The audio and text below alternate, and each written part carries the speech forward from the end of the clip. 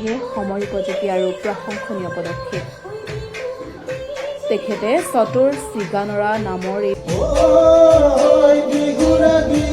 পাতে সমনীয়া